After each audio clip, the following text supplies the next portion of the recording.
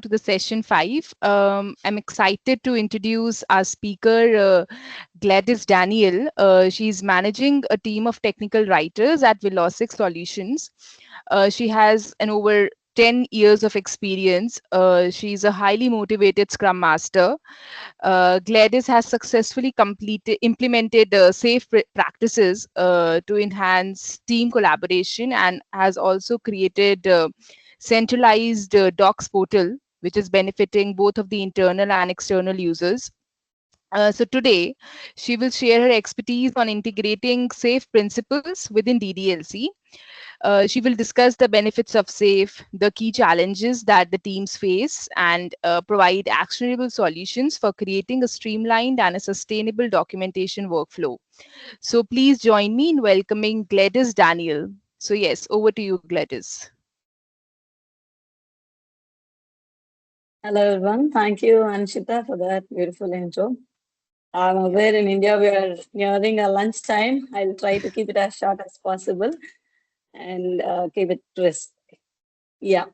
Well, we've been hearing so much about the doc process along um, through the sessions that we have until now. The speakers were amazing, and I gained so much information through those sessions. Thank you for that. And actually, they've made my process easy and covered most of my introduction part. So I think I should take lesser time than the usual. All right. To start with, if I ask you for the topmost pain points that you would want to avoid in your daily work routine, I'm sure something has popped up in your mind. I'm sure that would be a process step in your doc workflow, like getting some inputs from a busy SME or Gladys, are you sharing your PPT? not yet. Okay. I'll do it. Uh, so that pain point could be getting information from a busy SME or getting the review done in time. So we know the DDLC process, and we've been talking about all the gaps that could be maintained well. Earlier, we know that that the process was maintained, the release process was in waterfall model, after which most of the companies have adapted to the agile methodology. Today, we are going to see about a little about SAFE, which also SAFE agile process. It also adapts the agile practices and then enhances them for an effective workflow. All right. With that note, I would my agenda would be simple, wherein we would go through the overview of the safe practices, and then talk a little about how we've implemented the SAFE in the documentation development life cycle in our company, and then mention the challenges we face. And I would also let you know the solutions that we've adapted or implemented. And now I would say the document development life cycle in our company is pretty much efficient for us. And so, with that note, I would start my slides.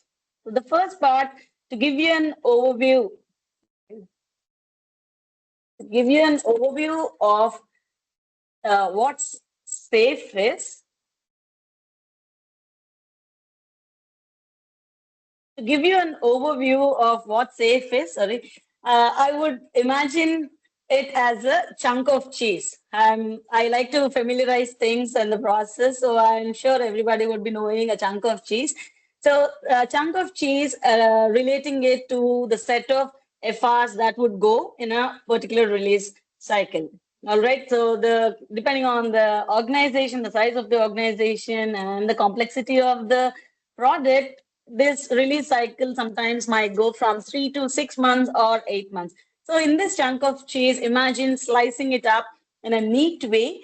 And so this safe methodology is what it is. So in the release plan, we would scale it up in a definite portions or sizes of work, wherein the features would be prioritized based on the customer needs, and then we would follow the similar process as Agile. All right.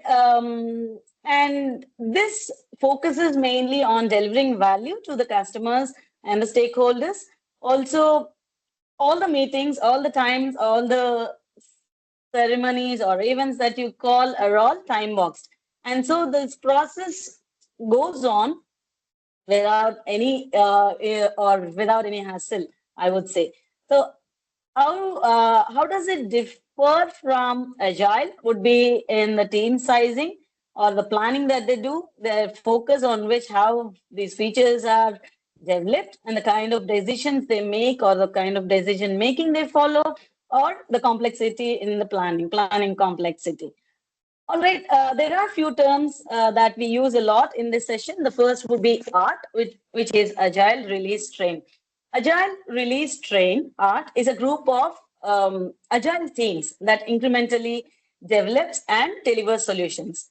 All right, arts are cross-functional and they have all the capabilities needed to define, build, or validate and release solutions. So in a company, if there are multiple products and multiple Scrum teams, there would be more than one art, wherein the Scrum teams are divided amongst the various arts. But then there are certain enabler teams like the team, the function specific, the testing team, DevOps team, and documentation team, wherein we cater to all the teams and all the products. So some person from this team who's working on those products would attend their meetings and be part of their ceremonies. So every art board has these enabler teams as well. And the art is headed by a release train engineer, whom we call as RTE. The Scrum Master, we also call as team coach in safe environment. So the Scrum Master functionalities, you are pretty much clear with that. So he would facilitate the team events and processes and supports teams to deliver high value. So they educate the teams with the process flow and ensure that the agreed agile processes are followed. All right, they also help in removing any blockers for each individual and fosters an environment for high performing team dynamics. So continuous flow of work and relentless improvement would be their driving force. So Scrum Master is to a Scrum team. The RTE is at higher level. So all the SMs would be reporting to RTE, not at a functional organizational structure way, but in the artboard, they are accountable to the RTE. The other primary key person that we see in this safe environment would be PO, a product owner. While the SM is taking care of the processes and the facilitating a clear way for the individuals to work on their daily tasks, the product owner takes responsibility of organizing things at business and technology way. They give the strategies for technology. They prioritize what features are to be taken for each slice or the scaled part of PI, as we call. And this PO manages all the functions at functional level or at technology level per teams. All right. And the sprint here, we call it as iteration. And the Scrum ceremonies, as we hear in Agile, are PI events. We'll move on. We'll see a little of the differences from Agile teams and SAFe. Here, the values are pretty much similar. You know, the Agile values that we follow. And the SAFe core values are alignment, transparency, wherein alignment, we align with the teams. We have a particular plan for our docs team, but then we accommodate our work deadlines, timelines along with the dev process. So alignment takes a primary place here, and then the transparency. Every team would mention out their pain points, are their blockers in the respective Scrum ceremonies, so that someone from some other teams could come up and help. So it's all the things are put transparent, even if we are going to have some spillovers in a particular sprint, that has to be mentioned during these things. And we always look out for improvement. Safe is very flexible, that we can look through the process in the retrospective calls. We come back as teams and discuss on what can be improved and find out a lean way of doing things. And the other part is the respect for people. We are all working remote, and so we are empathetic to each other. The other differences that we see is safe is implemented at organization level, and the scrums can be implemented at team levels. And the other difference I would like to point out would be, here we would be focusing on the business, and while the scrum orientation would be on customers. So it's in a short period, the short periods that we take and the value that we deliver in those short period matters the most. And now that I've mentioned that safe has to be implemented at organization level, I'm sure that even if you're working on safe or not, there would be one or two key takeaways from this session that you could plan and adapt uh, in your teams as well.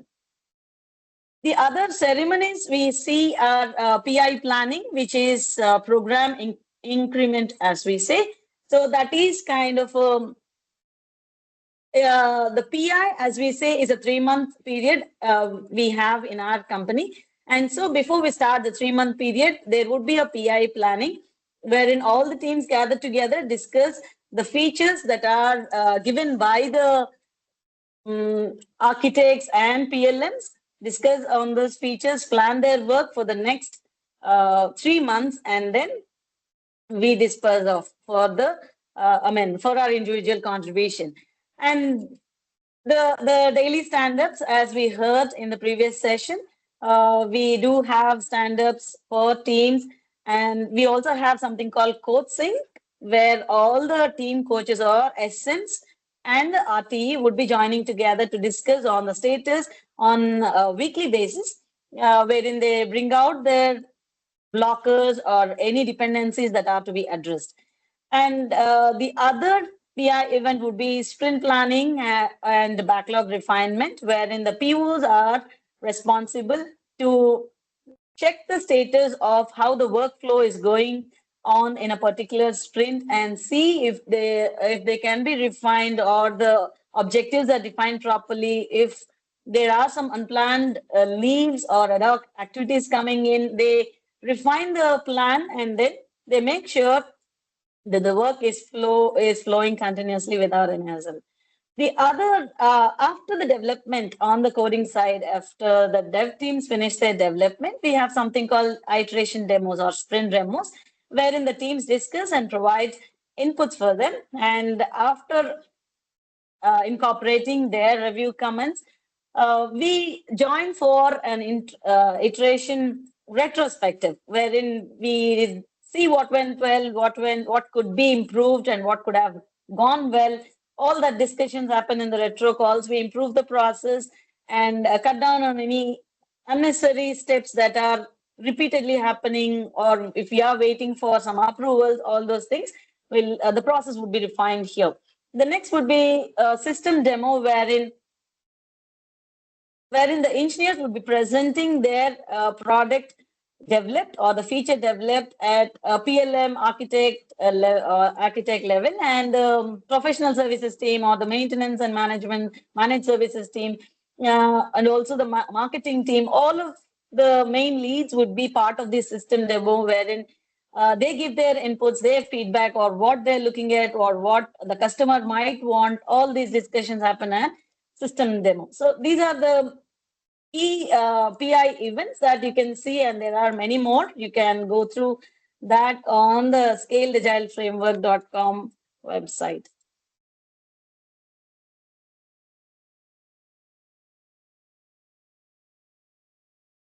Okay. I'll not sure. I'll quickly reshare. There's some issue on my side.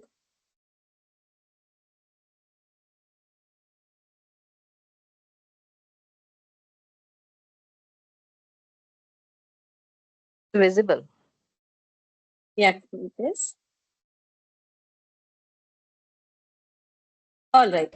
Coming to the next slide, if you say what is safe configuration at organization level, you would always see this kind of structure. But here we are not going to run through all of it. There are so many key elements that you can always go through the website or learn more about safe. But here I would like to highlight on the team flow and the art flow. Okay, the other levels are solution train flow and portfolio flow, which we are not going to take up now. But at team level, we see that the agile teams, the product owner, and the scrum master are coming together to discuss certain things and plan how the team is going to work. They use different ways of using Kanban, or they use the backlogs and plan their work. The 3 month period that I was mentioning will be divided into 6 sprints, each of 2 weeks. This is as per our company that we are working on. The process that I'm sharing is completely from our end, but this is always flexible. You can define as per the flow that works in your organization. But this 3 month period is divided into 2 weeks each, where each sprint is called an iteration. We would plan the first 5 iterations, work for the first 5 iterations during the PI planning preparation time. So before we start the 3 month period, there would be a 3 day meeting scheduled in the office, actually on a physical area wherein we can go out, reach out to teams and talk. And some people outside on site also join. But then we have something called PI planning at the beginning of a PI. Before that, there is a lot of preparation that goes in, wherein we get the capacity of the time that they're going to work, the plan leaves, all that. After which we get ready for the PI planning. During the PI planning, we gather inputs from the teams, get some timelines, deadlines, and commitments of the deliverables that are expected from them and from us, all that. In the first 5 iterations, we work together, but the 6th iteration is specifically meant for a buffer kind of time. So any spillovers from these iterations, first 5 iterations, will be taking up in the 6th iteration. And also that IP iteration is meant for some innovation and planning, where we'll be bringing out ideas for any initiatives that we can take or plan for the next PI. So that is a team flow. But at art flow, what happens is the RTE, the system architect, and product management would manage this. They would be planning or thinking about on lean management kind of workflow to set the process smooth for the teams to work on. So their focus would be on continuous exploration, integration, and deployment. And so they would be also clear on what the teams are working on and their objectives, so that they can give a push from there and as well. You can look into this configuration chart on the website, and you will get a clear understanding of that. So this is the PI planning artboard, which I am projecting here is completely from our company. And so we use an app called Mural. So this artboard is for one art, which means a teams or a scrum teams are part of this. So if you see here on the left end of this board, all the colorful stickies are the various teams that are part of this board. The names might find you might find funny, but yeah, they are given by the teams themselves. And so these are all the teams that we work at this art level. They have each row defines their work. Each row defines their work. This includes all the agile teams and the DevOps team, TechOm team, and the SIT team as well. So this board has 6 iterations. Here we have iteration 1, 2, 3, and so on. Each iteration will have a start date and an end date. Here they mention the timelines or any milestones that happen for the next 3 months.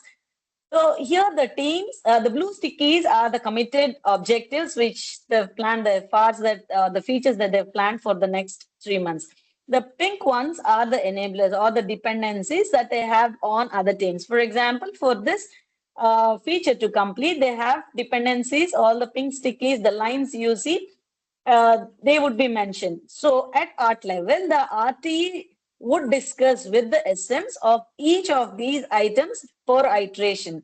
And so we get an update from the SMs, and at any given point of time, anybody in the organization can come to these artboards and see the status of each feature. And these are the features that are defined, or the timeline of the features per team. So this purple belongs to this pony team, and so they have these features that are going to be completed as per the per iteration. And here, if you see, they are pretty small, I understand, but these gray stickies are the objectives that we define at art level. So all the teams, any feature that they are going to say, for example, Git migration, they mention a sticky here saying Git migration is going to be completed in iteration 4. And here as is the actual planned value, which is given by the PLMs. They give the priorities to us and they say which objective has carries what value on a scale of 1 to 10. And at the end of this IP iteration, we also get an actual value wherein the leads again give us how far we've achieved based on a say versus do. This is how an art board looks like. So before we come here, we have a team mural. So each of the teams would be given a mural page wherein the teams plan their work as I mean, the boards differ from team to team, but here you see that is the TechCom board. So we have various products here. All the yellow stickies are the work that we have, the bugs that we get, or any additional tasks or ad hoc work that we get, or the features that we are expected to do. All that we create a sticky here. And during our stand-ups, we use this board to discuss. We have a legend here that defines the status of as per the DDLC workflow. And so we mark our statuses here and discuss with that SM. We have our own team objectives and the plan value, action value here, actual value here. So this one, based on this, we do not mention all the bugs and all here on the main artboard, that we bring out the main work that is interlinked with the other teams. And that artboard would be copied into different iterations by the RTE, wherein for each iteration, the same board would be copied with the statuses. Even this has legend, and we update the statuses. And at the close or on the last day of the iteration 1, they copy it to iteration 2. And so it progressively happens. So at the end of iteration 5, if there is a missing part or some action that has not come to us as a TechCom team, we would go back and see if that request has already come to us and to which FR it is linked to. That way, we have this traceability and accountability of it. At the end of each iteration, these boards will be logged for any further updates. Any updates that can be done should be done only in the next iteration. So during the code sync call that happens between the SMs and the RTE, we use these boards. And so all the teams have this visibility of the action done by other teams. So that is what it happens. So I'll give you a quick summary of how this process has taken place. Earlier, we were into agile teams wherein we were not part of the actual Scrum team, but then we would get work at the end of the release cycle, and so we would be having and it would be an overload for the docs team. While the first 3 months we would be like it'll be like a starvation of work for the docs team. So we brought in our pain points to the management, and during when this safe implementation was taking place, we were part of the discussions. We aligned the process in such a way that we could be part of the dev teams, work alongside with them so that we can improve the process for our comfort. All right. So during the PI planning, we gather information. I think these parts you would know the DDLC part. So I'm just mentioning where exactly what happens. So during the PI planning, we gather information, get the capacity, and load each writer based on the leaves and the working days that he has. For us, FSD feature specification document is our primary source of input. So we get a definite timeline from the engineers asking when that particular FSD for a particular feature would be available. So based on that time, the time that or the date the engineers given, they would always follow up with us, and we would also follow up with them, and they would work towards that date. During the iteration planning and backlog refinement, we analyze the scope of work and see if we got any ad hoc works or ad hoc tasks or any bugs that dog bug fixes that we get, and align with the dev teams. We have something called acceptance criteria. We define it at the beginning of it. During the draft and draft development phase, we take the FSD, analyze the so this FSD, to mention, we as docs team have given a template to the engineering teams to follow a pattern in which they can provide inputs, wherein it has to mention log files or any code sample, any examples or workflows, that all the information that has to go for a particular feature would be defined in this FSD. And we identify the enablers, identify the content that has to go into each of these documents. And that's how we start drafting the development. After which we do the review process, write, rewrite, and close the docs FR on Jira. After this is done, and then we publish it on we do send it for PS and MS review, and then publish it on the docs portal. So to mention few challenges here during the PI planning, the first one I'm mentioning here is convincing the dev team to agree with the doc workload and timelines. They have their own priorities, they have their busyness, so the doc effort of the docs team would always be at the back end. And so we had to convince them, make them understand the flow of work. And we've made it clear to the engineers that if they have some work planned in iteration 3, which has to be taken up in iteration 1 on whatever priority basis, we mentioned them that any item from iteration 1 has to be moved to iteration 3. It has to be a swapping, but we cannot overload the writers. So that worked well. And so the solution for this was a push and a pull basis. We realign our work during the sprint planning. The next would be the doc dev phase. During the development phase, we understand, we've noticed that there are some spillovers. If there are some spillovers on the development side, that would obviously impact our doc timelines. So these either be it inputs or input gathering or reviews. So this we've voiced out in our code sync to mention that any delay in the committed timelines from the engineering would impact the docs work for that iteration, and it would be a spillover. In that case, they cannot blame the docs team alone. They should identify where the delay has happened. That is one thing. And the third would be the PS review not aligning with the committed iterations, which is earlier the the Jira tickets used for the engineering FRs would be closed only after the PS review is complete for the docs team.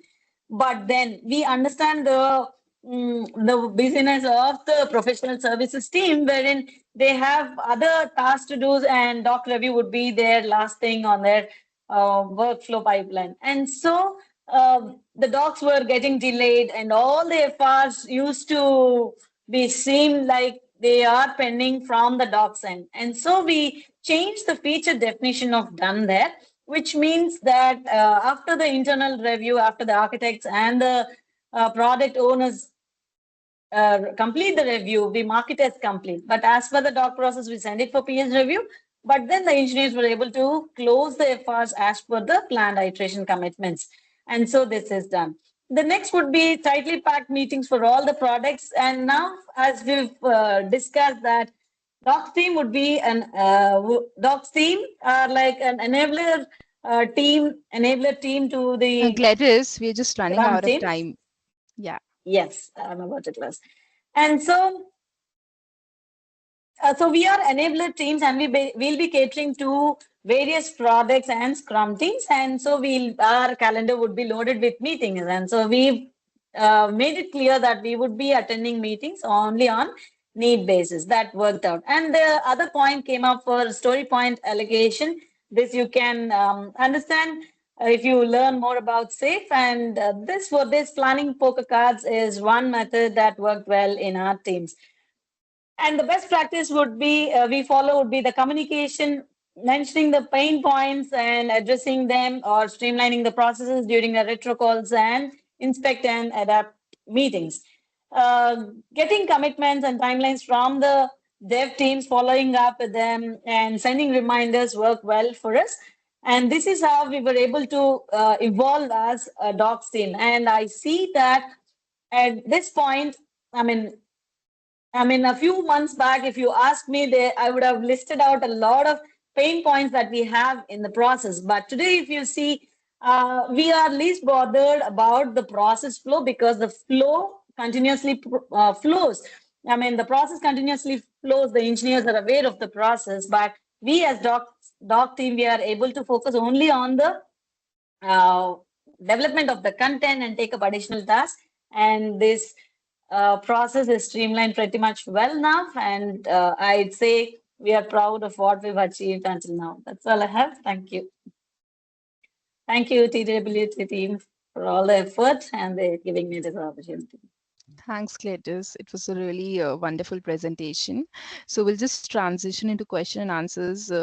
So hopes like if so anybody has any question, you can just message in the chat or else also feel free to unmute yourself.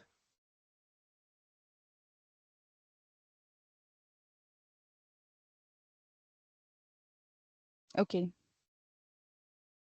Seems that it was a really clear presentation. So yeah, I don't think so anybody has a question.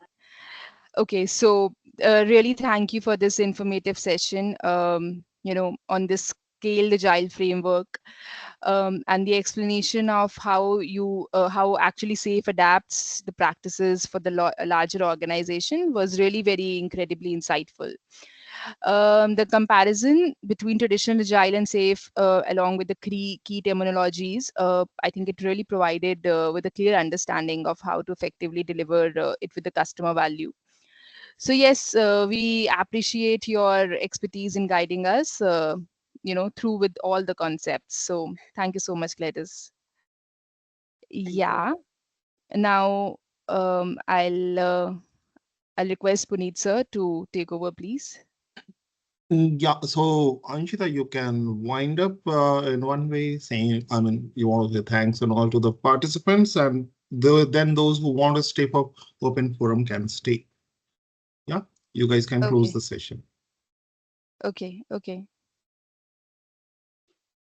Okay, so thank you everybody.